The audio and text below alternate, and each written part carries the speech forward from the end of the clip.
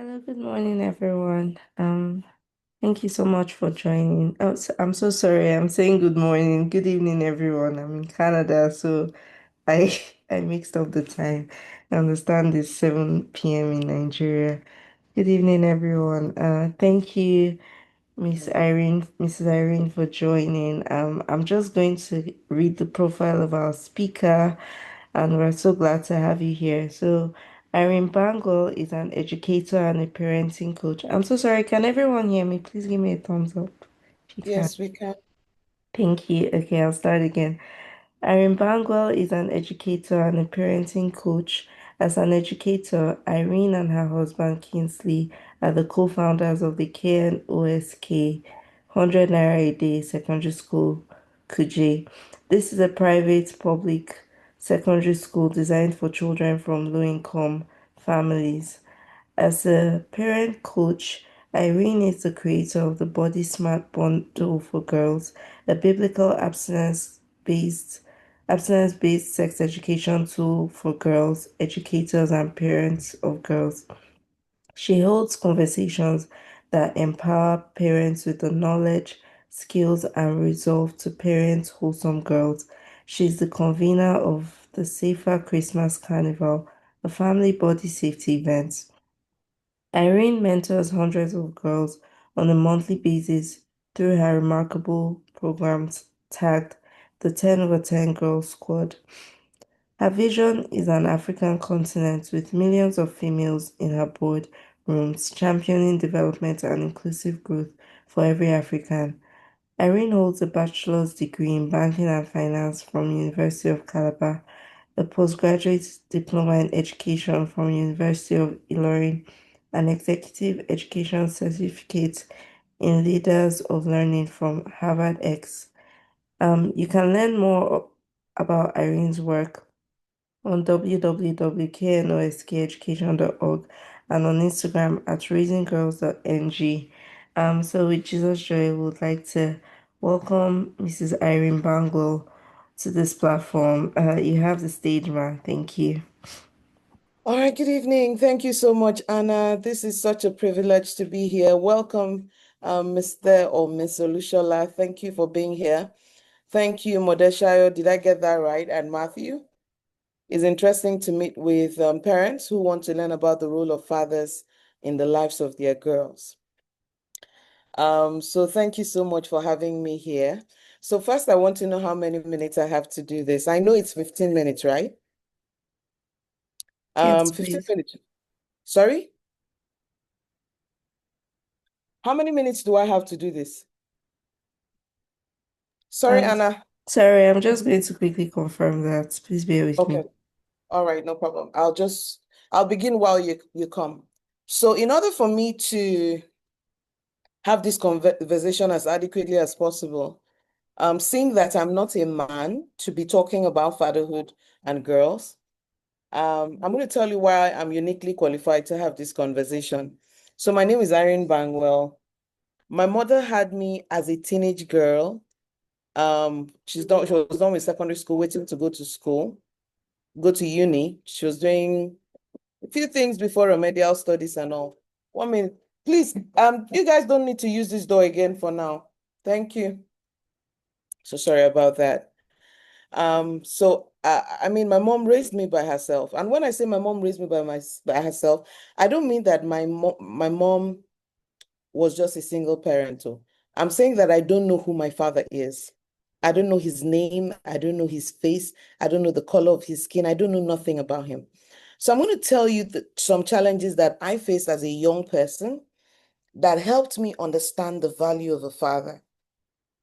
So first and foremost, um, growing up and not having a father meant a lot of things to me. So number one, I was named after my mother. So I bore my mother's father's name. So I was named as her sibling, but they had a twist to it. Now, the first thing that created for me was an identity crisis. So in the entire family, I was the only one that had my middle name and surname worded differently. From there, the number two was that I felt rejected, right? How could someone be my father and not want me? Now that sense of rejection traveled the whole life with me. The first time I started dating, I mean, if a person give me attention, right? It made me feel that if this person can love me when my father didn't love me, then they must be special. It blurred my ability to think through stuff because I literally filtered everything against the lens of if my father couldn't do it for me, anyone that can do it, I appreciate it, that kind of thing. So fast forward now, I've been married 17 years. I'm raising 2 daughters, and my husband is my role model on fatherhood for girls. So what that means is I am going to be talking to you from conviction, from a contrast, and I hope that empowers you to step out there to be a better father to your daughters. So first and foremost, I want to set some precedents. How would you know as a father that you've done well in raising your daughters? Number one, they have to fall in love with God. I'd like someone to type that for me. My metrics for measuring good fatherhood for girls, or rather, my metric for measuring that a girl has been well fathered is that she falls in love with God. That she loves God so much that she's defiant about it. Nobody can convince her to go otherwise because of her love for God. That's number one. Number two, she has wholesome self-esteem. Yeah? Wholesome self-esteem. That means her identity is so deeply rooted that the winds of life don't easily shake her. And when they do, she easily recovers. Very, very healthy self-esteem. Number two. Number three, she has audacity to face life. I don't want to go into deeply. Those are the 3 parameters for me. A defiant love for God. I mean, the kind of love for God that should rather lose relationships than dishonor God. Number two, healthy self-esteem. And then number three, audacity to face life. So when I say audacity to face life, what I mean is if she has a vision in her heart, she goes after it, she can pursue it. So I'll tell you, my husband was first my father. And so I know people who know me from secondary school who go like, what? I mean, in secondary school, I was timid. I couldn't talk. I mean, one of my classmates just recently was describing me somewhere, and she said, Irene will not speak above the whispers, right? And so gradually, by the time I meet my husband and he looks at me and he tells me all these things that he sees in me, it gives me the audacity to have dreams, the audacity to pursue it. That means a girl that is well fathered is not likely to have second-guessing problems. So having said that, how do we become the father that raises a girl that loves God dearly, has wholesome self-esteem, and has the audacity to face life? Rule number one, you have to understand that the father creates the vision for the family. So let me explain what that means. I said the father creates the vision for the family.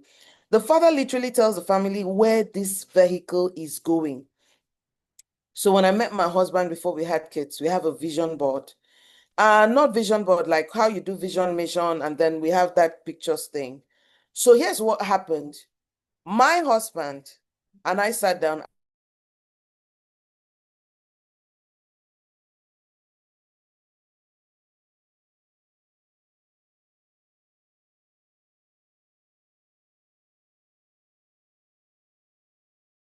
here what the pressure says. Many times, mothers don't have the elaborate big picture. So for instance, a mother may be more involved in, I want it to dress well and look nice for Sunday service. Short term, immediate, and it serves. So many times, you will find mothers responding to what is happening. But the proactivity of vision comes from the father. So let me give you an example. My husband had this idea that all our girls must solve a global problem by the time they are 18. And he started telling me and telling all of us that when I was pregnant with my first was when the father gave that picture. Now, what that does is It makes the father sit back to ask himself, what environment do I need to create in my home that is enabling for my daughter to grow into this? So you would see some things in my house. I always tell people any day, anytime. If they ask me, what is one item that your family owns the most, is books. My husband made sure that we had books and books. And the way I go shopping for stuff, we had books at home. We had an environment where the kids could ask questions. Because he used to say that for someone to solve a problem at 18, they have to be able to think. And so I remember this one time when they were younger, we used to have presentation weekends. The girls used to do presentation for us. We have two daughters. And the girls will, they would do like a PowerPoint and talk about something. And they'll talk about, he would buy comics like maybe Tintin, for example, that is very voluminous, and you give it to them. And then he used to say he wanted them to become comfortable with hard stuff, hard thinking, and get to the point where good material was entertainment. Oh, fantastic. Where good materials, they would pick a book over entertainment. That if they kept a book for my girls and they kept something else, they'll pick the book. And so we would buy A4 papers and keep in the house. So the father creates the vision, then he steps back to say, what environment do my girls need to grow in so that they become the fullness of this? I want you to know that many fathers don't create this vision just off the top of their head. If they are a connected father to our Heavenly Father, what happens is that they breathe the idea, they breathe the intent of God, and they speak it for the family. Do you understand? So a good father, or rather, a father raising daughters right, must of necessity receive the blueprint of God's vision for their daughters, and they need to speak it out. They need to decree that vision, and they need to create a frame for it. So how does this help girls love God? When your father has the best intent for you and he voices it repeatedly, and even on the days that you're not being responsible, he still tells you who you are and who you can become in view of the vision that he has for you, a vision that he received from God, chances are that you start to see God as a dependable father. For girls who grow up with inconsistent fathers, today they are in, tomorrow they are out, they're dishonest, they're cheating, they're not stable. What it does is that the concept of fatherhood became hard to grasp for them.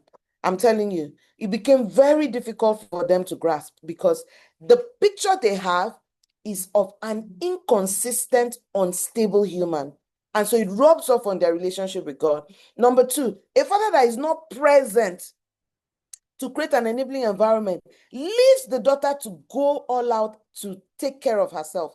That is, it's like all man to himself. So what happens is that the girl becomes her own messiah, which is a trauma response. That means she's trying to do things for herself. So by the time you call God in, God is usually too slow for her. She's not trusting. She doesn't trust the process because she's not been in a system where when you waited or somebody told you do this,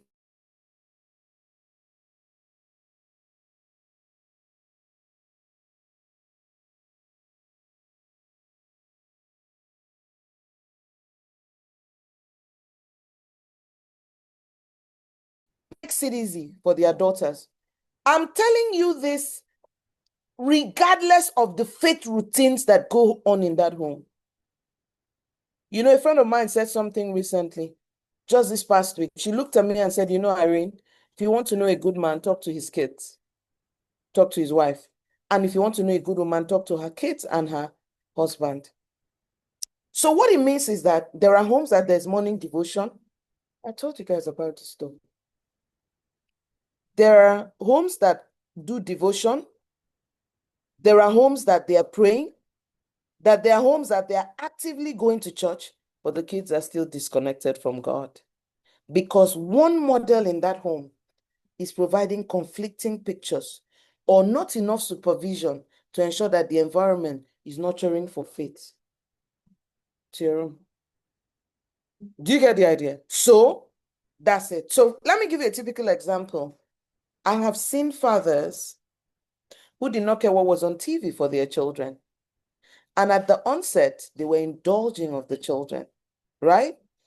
They didn't step back to say, no, I have to be deliberate. I have to invest. I have to. They didn't, anything went. They didn't think much of it. As the girls got older, it affected a lot of other things. Because even though the father claims the love, the nurturing is missing. The holding to account is missing.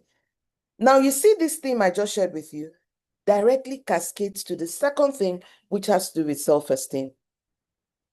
You can't grow up in a home where your father tells you you're going to solve a global problem by the time you're 18, and you sit on your little bed and not think that you have value. Sometimes when my daughters talk, I know I missed something in my childhood. So let me give you an example. We would be driving, I live in Abuja, and there's currently a particular building in, when you're coming from Dantata, for people that live in Abuja, when you're coming from Dantata and coming downwards, like you want to go to the airport, Lube area, there's a massive infrastructure that is going on there. God knows I don't know what is going on there. And so we'd be driving home, and my second daughter would say, "Hey, Mommy, that looks like something I'll build. I would use it for this operation and that operation and that operation and that operation and that operation."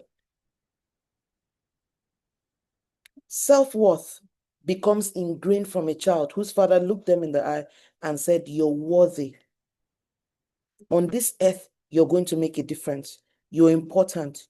You're valued. That's why I'm not going to let you watch any kind of TV. That's why I'm going to make you read this book. That's why. The child starts to see that their life counts for something and they can't throw it away. Now, this self-esteem goes a little bit more. From what the fathers start to do, the girls start to discover their capabilities. From what the fathers nurture the girls to see themselves do, they start to build real strength to believe in themselves, to believe in what they're capable of. And so self-esteem starts to grow. But then the fathers have to be sensitive when the season starts to change. So your daughter feels that she can take the world at 10 and 11. Then puberty hits, boom, self-doubt.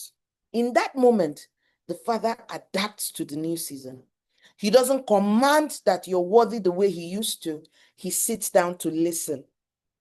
You know, when I got married to my husband initially, we used to hold this idea that we're going to raise our daughters to not think about beauty at all, to think about being valuable. You know, I used to feel like if you carry the Holy Spirit, that's enough. Don't think about all these beauties, about what's on your inside, the talent, the potential, and the ways in which God was using you. And so it didn't take long. God started working with me on this thing. I believe what I'm about to tell you, you will learn from it. One time, the Holy Spirit told me or led me to start thinking about why I was overworked. I used to have packed schedules. I still do, but it's not with the same motivation. I used to work like I was mad. And my schedules would be, it was crazy. I've had that this month, but that's because I was off work for a month. I'm trying to make up for some things. And then one day, it felt like the Holy Spirit was saying, because your father rejected you, you're living life trying to prove that you're somebody. You're trying to prove that you're worth it and you were not supposed to be rejected. He said, who you are has nothing to do with what your father did. So just trust me and walk with me. One of the healings that came. So children that are being raised by the right fathers work hard for the right reason. For fathers that are nurturing, they don't overwork. They don't have a cantankerous relationship with work. They're not trying to impress anybody. And that's not because they are not capable of it, but the fathers can pick it early enough and help them heal. So let me move to the second part, which was that my husband and I used to say that, oh, we want our daughters to believe that they're so intelligent, they're so brilliant, beauty doesn't add up. So one day, Obieze Chrisley made a video post or a write-up post about how her aunt walked into her house and looked at her and said, instead of you to look like your father, your mother, you choose to look like your father. And she cried to go and tell her dad. Her dad told her to go and tell the aunt there's about what's on the inside. Now, let me backtrack a bit. I've walked into several rooms. I work in education as my day job. I run a school, the North 100 Naira a Day School. I design curriculum, education innovator. I walk into places of relevance and people call me Obieze Chrisley. Oh, you look like Obi Ezekwesili. Are you related to her? Oh, you remind me of her. Da da da da da. And so whenever Obi Ezekwesili talks about not looking good, guess what? It pops up on me too. Say, if you look like her, that's your problem as well. Then something interesting happened 2 years ago. She made the post, and I think I reposted it. Then one school owner, where my daughters used to go to school, came at the bottom to say, no, your father should never have said that. Your father should have taught you that beauty is in the eye of the beholder. And that day, God taught me. He said, Irene, who told you you're not beautiful? I call you beautiful. That's a fatherhood gap. Because your father will look at you and tell you you're beautiful. And when he does, you won't be able to go out. But now the thing with Christian fathers is that they tell you what Obi's father told her. It's about what's on your inside. And so my husband used to tell me when our kids were younger that we don't describe them as pretty. We describe them as brilliant, resilient, other characteristics, but not pretty. And my girls are gorgeous, but he didn't want them to think about it that way. So when my first got into the teen years, I said, baby, and that's around the time that incident happened. I said, girls need to know they're still beautiful. Because each time you tell them it's about what's your inside, it feels like you're shying away from something. It feels like you're hiding something. It looks like you don't want to identify that they are ugly. I said, so you have to own up and tell them, Princess, you're beautiful. So when it first started, my husband had a problem. He said he didn't want them to be focused on ephemerals and all of that. I said, well, they're now in their teen years. My first is in mid-teens. So I told him, if I say mid-teens, someone will think she's 14. But when she started getting into the pretty, I said, baby, we're going to adapt. You're going to listen to what the voices are saying to her, and you're going to counter them. She believes in you. She has a lot of confidence in you. You've created a room where she can come to talk to you. She trusts you. You've had results in life she admires. You have to weigh in on the dialogues that is going on in her mind in this season. And so my husband will look at when my daughter felt sad, and instead of telling her, no, you don't cry here, no, that kind of thing, you look at her and say, it's okay to be sad. When you're ready to talk, come, let's talk. The ability to listen to her in moments where her mind was traveling, could it be this, could I be that? Maybe she had a crush and the crush didn't like her back. She would come, I say, you need to talk to your dad about it. And so my husband will sit with her and he will do justice to what it was going on in her head. So this is what would happen. Daddy will give the vision of how she should think about the situation.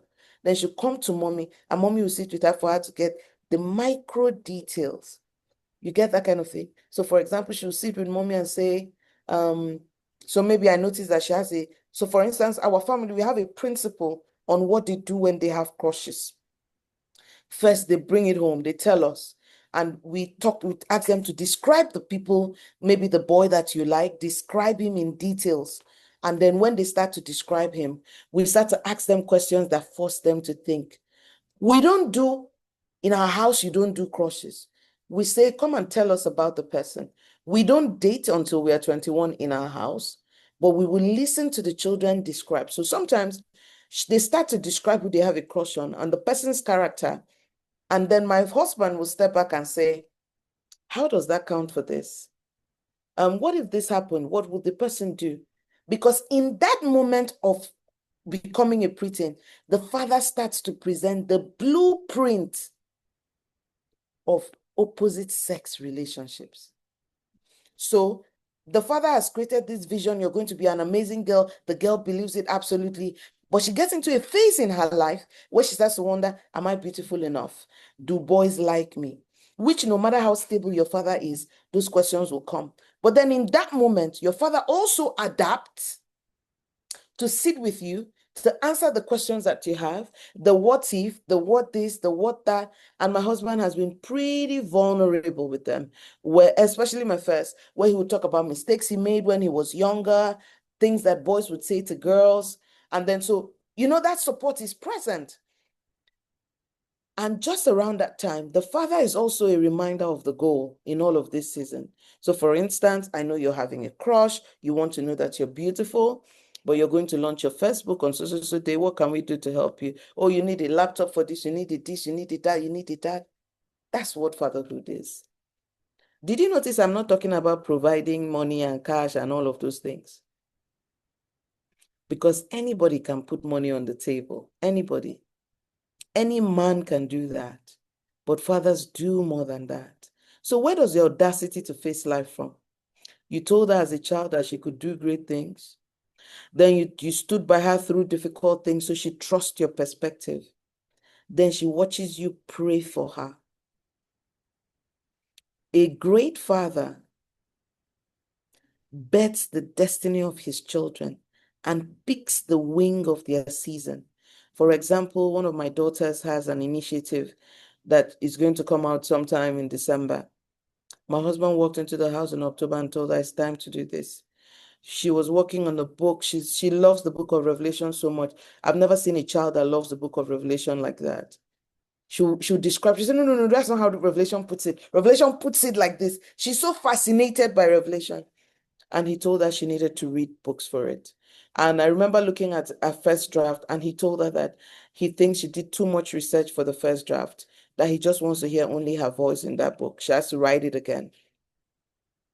So do you understand? So please, if you're hearing a lot of music in the background, I have the unfortunate reality of living behind an event center. I didn't know it counted for something. I won't do it again, but that's what it is on weekends. So in case there's a lot of noise, please bear with me. So if you've heard me so far, leave me a comment. So the fact that you have a father that is praying you through seasons of life, when you step out in the world, you know two things. You have a heavenly father who's got your back, and you have an earthly father who is praying for you and who is holding your hands. So I want to answer questions, and I want to answer it practically. I want to answer questions in practicality. So I've talked about how the father presents a vision of the family, works with the mother to curate an enabling environment for the family, right? Don't forget that how the father is treating the mother is prime modeling to the girl how she should be treated. The father, being a connected, committed, godly father, is defining to the daughter what the standard in a man should be. So what it means is, so for instance, when we talk at home, my daughter, maybe they're talking about someone they had a crush on. When they start to think about, sometimes they say, no, no, no, this doesn't check out. Daddy won't do that. Daddy won't say that.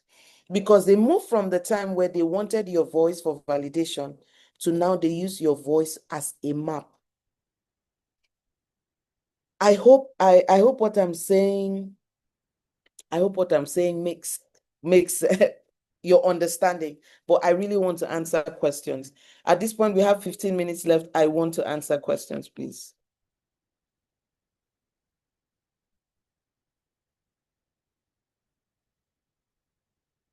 Please, I want to answer questions. Thank you.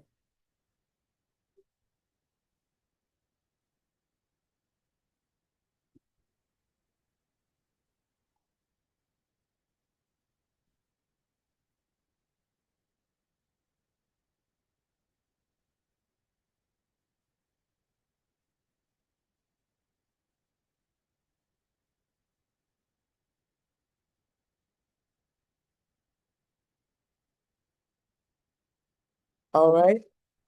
If people don't ask me question, it means they didn't understand me. I'm going to ask people to now tell me what they heard today, one after the other. Well, Kuku is small class, so I'm going to start with Olushola Adeyemo. I'd like to hear what you heard today. Please, I want to hear what you heard today. People have finding it difficult to unmute.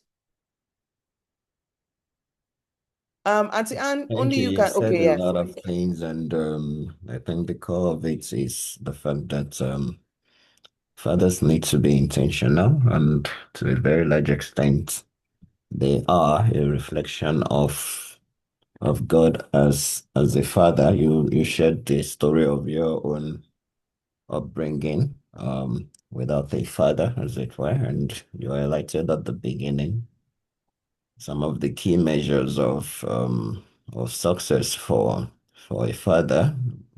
The key one standing out being that you're able to raise daughters that that love God, and we choose God over every other thing. Also touching on the seasonality that girl children go through, and they need to adapt as fathers, and understanding or coming from their own angle, even as to shaping a vision for their future, and still knowing that, okay, there might be things that you might not necessarily think are important, but those things might be important to them, and you're able to adapt accordingly. Thank you. That is so fantastic. Thank you so much, sir. You just validated that. Someone is listening to me. Thank you so much, sir. Thank you. Mother Shai, I'm coming to you. And then when you come, please kindly tell me how to pronounce your name. I'm so sure that I'm not getting it right. So please unmute and share what you took away from today's conversation. Hi, Mama. Good to see you. This is the second time I'll be listening. Yes, it's a Thank you, privilege. Mama. And Thank you, Mama. It's an so honor. today I'm repping my husband in this room.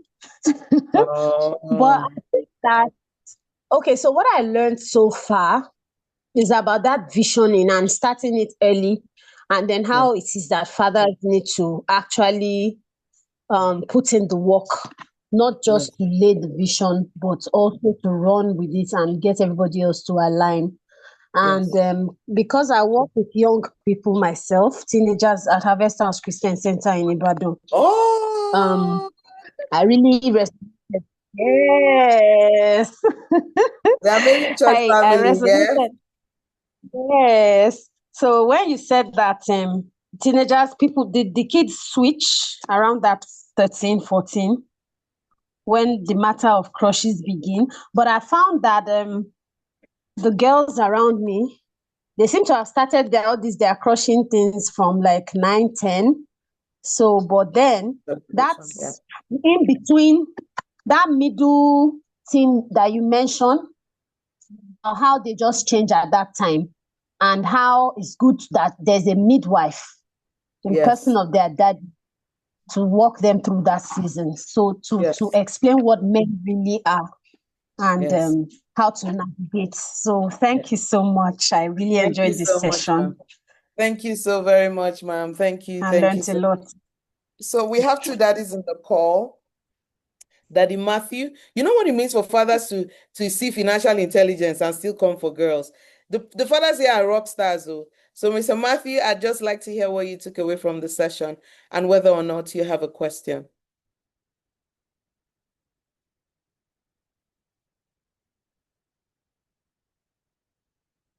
I don't know if we need to help Mr. Matthew unmute just in case he's trying. Mr. Sam Allison, I would also like to hear from you as well, what you took away and whether or not you have a question to ask.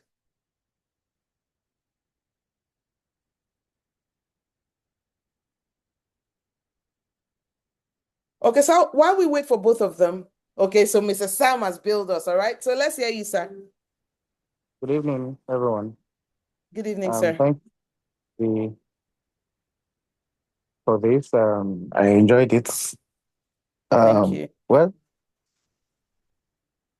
generally speaking, I come from a family where we're just three. My elder brother, I, my younger sister. Yeah. And knowing how our dad trained us, I think sex was not the issue for my sister. Yeah. However, there are a lot of things, we saw our dad did as men, and it affected us. Yes. However, when it comes to the vision,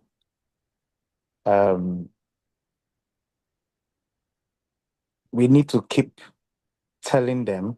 That's what I learned. We need to keep telling them. We need to keep reminding them what they can be. Yes.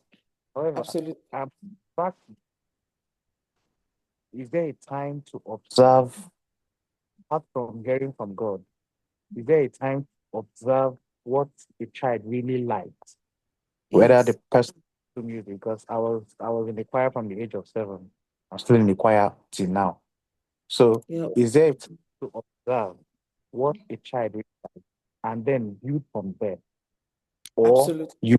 you force a vision onto them Mm. and try to weld their destiny around that. You know, there are Yes, two different. So two different pathways entirely. Yeah. it's either you observe them and follow that path, or you force what you want on them. So that is another question. Do we do that? Which one do we do? If you Fantastic. don't clearly hear from God, do you just observe and then walk with what they are doing and just make them make sure that God first, and then this thing you really want to do will help you to achieve it? That's my first question. Then the All second right. question, age of um you're in a digital age where at some point even your wife will be telling you, please, my daughter needs tab. If my daughter is going to need tab at the age of 2, then what will she get at the age of 13, 14? It means they will be using device, which, you know, when they see their fellow or their mates using that and you don't give them, it looks somehow. So at this digital age, when is the right time to talk about sex apart from crush? Okay. Because there will be a time when they will have to leave the house. There will be a All right. time when, they will have to go to their cousin's house, or, you know, when children are there like that, teenagers, they don't care if their cousin is kissing them. You understand? So I there are a lot totally. to, to talk on. So when is that time? At least my daughters, both of them, one is just 1 year, the other one is just 3 months. So have enough time. So I want to know when is the right time to start talking about these things, start showing them and all that. Thank you. Oh, this is amazing. So guess what? When Modesaya was talking, I I noted down Venus and Serena Williams, I wanted to talk about them. So their father did something very carnal. And if you want to force your daughters to do anything, you have to start them doing it before they are conscious, before they know what it is that they want. So for Serena Williams, they started playing tennis when they were so little. So they don't know anything else except tennis. And their father put in the hard work and got them to where he is. So the thing about forcing is that it has to be done in a way that it is not forcing at all, if that's all the child sees. But I want to clarify something you said. You said, do we follow what they like? I don't follow what my children like. I follow what they show exceptional ability at. Your kids can like something, but they don't have any ability. They don't back it up. So I follow what my children's ability is. Let me also backtrack a bit. When my husband was setting a vision, he said they'll solve a global problem by the time they're 18. It didn't have a fixed career. It didn't have like you're going to be a doctor or a lawyer that will do this. His own is, excuse me, whatever sector that you pick, you're going to do something significant in that industry. However, in recent times, my husband, very recently, he said, baby, we're going to have a problem if this girl solve problem by 18. I say, why? He said, they will not marry you. They will not submit to someone. So let's start delaying it a little bit. And we laughed over it because realities are changing. So we don't have a mold of this is who you're becoming. But my husband, any ability that we see from any age, we pursue it. So for example, we have a daughter that is very administrative in her thinking. So she can order the house, she can organize the house. And so recently she came up with an idea about a particular health intervention she wants to start. And my husband knows that she has the ability to do it. Don't forget that we, as parents, we rub off on our children and sometimes we don't. So we are very passionate about non-profit work, social change. So we think she's caught the bug. But I like the way she and her sister have caught the bug because they tend to think in a hybrid sense. I'll do this for non-profit, I'll do this for business, which is something I particularly love. So I like to track where they've demonstrated ability. Yeah. I see we have 4 more minutes here. I like to track where they've demonstrated ability to follow it. So let me answer your final. I hope I've been able to answer your question, which is that if you want to force your kids to do something, then you have to start it before they know what they want, which is pretty early. That's what Williams did with his 2 daughters, Venus and Serena. And those girls rocked the tennis world and continue to do so, yeah? However, in my home, we follow marked abilities when children show something they can do. Now, let me settle down to the final thing, which is how do we talk to our children about sex and digital age? So, Daddy, I just want to let you know that the American Pediatric Association says that children less than 2 should never hold a tablet or watch one. Number 2, when they're older than 2, they have recommended duration of minutes, 30 minutes per day of non-educational content. So you can read up a little bit about that. There's usually a risk in doing things for children because of their peers. I route it the other way. I deal with my children's appetite for what other people have. I answer their questions. We talk about it, and we get to the point where they have contentment and a readiness to be awed. It's a skill, it's a mindset, but it's not an instruction. That means they feel bad at school, they come home, they talk about it, you process it with them, and it becomes a conviction they own that they don't have to do what other people do. I have a 14-year-old, she neither has a tablet or a phone, and the world has not imploded, right? Do we go to church? Do we see people, other young people that do this? Yes, of course. So it's about building your child to have the conviction that they don't need to be like anyone else. And as a father, you need the partnership of your spouse to raise your daughters on after that principle. Hopefully, none of the parents wants to use the children to score an ego point that we are so rich, I could afford to buy an iPhone this for my daughter. Once parents' ego and traumas and self-esteem starts to get in the way, they start to do things for children because they're trying to live vicariously through the children. They're trying to score points through the children. Now, when it comes to sex education, I need you to go and look for my channel. I also am going to ask Miss Toyin to email everyone a resource I shared with Harvesters Church that has age by age sex education. So there's an age to teach everything. So by the time your daughter is 9 to 11, you need to talk about sex. However, at 3, there's something to talk about protecting herself, identifying body safety risk, and so on and so forth. So I'm going to ask Ms. Toyin to share that resource with you. It shows you if you wanted to educate a child for 12 months, a daughter for 12 months, what age group they belong to, what kind of topic to talk about. But once they get into age 9, you're talking about periods, you're talking about pregnancy, you're talking about sex. When they get to 12 to 14, you're talking about abortions, not because you want your daughters to, but you want to be the first person that talks about those concepts that the world throws around like it's nothing. So again, your daughter builds the conviction that it is wrong because they heard it from you first. And then you start to talk about the prevailing sexual misbehavior, whether it's porn use, whether it's masturbation, whether it's prostitution. You start to have those conversations at 12 to 14 and 15 to 17. But I'm going to ask Ms. Toyin to see how she can share the resource that shows what you should be talking to all your girls about. But at the moment, you don't have a child that is ready for any layer of sex ed at the moment. All you need to do is make sure that they're around you, you're sure about their caregivers, and you start to talk about inappropriate touches with rhymes, some music out there. But ask Ms. Tony to share with you. So I think we've come to the end of our breakout session. Anna, over to you, please. Thank you so much, everyone. Thank you so much, Ma. We're moving to the main session.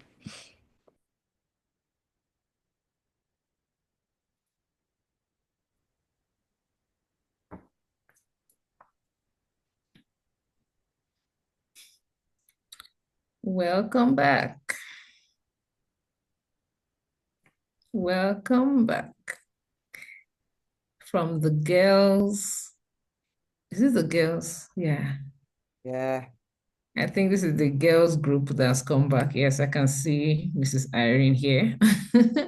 How was it? How was the session? I peeped in and I caught a few things, so that any man can give money. That was the part I caught. Thank you so much, ma'am. Thank you, ma'am. Thank Such an you. honor. I'm really grateful. Thank you you. so much. Welcome back, everyone. You can take a breather if you need to go and take fresh air, fan yourself from the impacts. You can do that. Okay, I can see the other group from the financially intelligence are also done. Welcome back. I also peeped into that group. I was hearing about 3 things that money is for: spending, investing, and I didn't hear the last one. I left before the last one. Giving. Giving. Okay, let me complete my notes. Giving. Thank you so much. Wow, I can see the people from Fathering Boys and Young Men are also coming back. Thank you. Pastor Wisdom, Osiri, thank you so much. Thank you, thank you, thank you. Yes, they definitely got a huge dose of wisdom from that session. Thank you so much. Wow. Wow, wow, wow. Please, can you share your experience at the groups? Can you share your experience at the groups? Thank you so much, everyone. Thank you, Pastor Wisdom. Thank you, Mrs. Bangwell. Thank you, Mr. Carey. Amazing. Wow. I'm always so blown away at how God has just favored us as raising Timothy. You know, I mean, it's just amazing how the gifts of God are just open, to speak to us every year. And it's amazing. The content is always like, wow, wow, just blown away. Thank you so much. So can I see in the chats, what is your key takeaway as we round off? We'll be out of here, I guess, in about the next 5 minutes. I was listening to most of the groups. It looks like all questions were answered. Am I correct? Yes, I think we had enough time. So I think our timing was good enough. Yes, can we have, okay, let's see. Somebody say something. Let me find out what they are saying. Awesome, okay. Always encourage your boys to express authentic feelings. Yes. Okay. And I think for me, that is like a major lesson for fathers, because it's like maybe this is one of the first generations where that is being emphasized. So it's like they have to draw from almost nothing. They have to teach themselves to teach their children to express authentic feelings. But yes, we are the ones to build the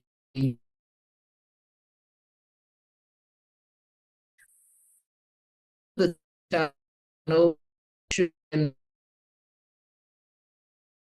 on. Okay, is that from the boy group or from the girl group? Which group is that from? I'm trying to decipher which one that's from. Yes, what are the financial literacy? Go and listen very.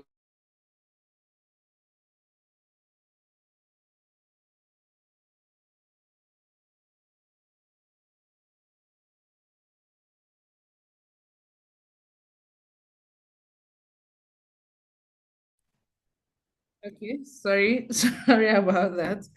Yeah, so from the financial literacy group, anybody wants to share with us what their key takeaway is, even as we round off this evening?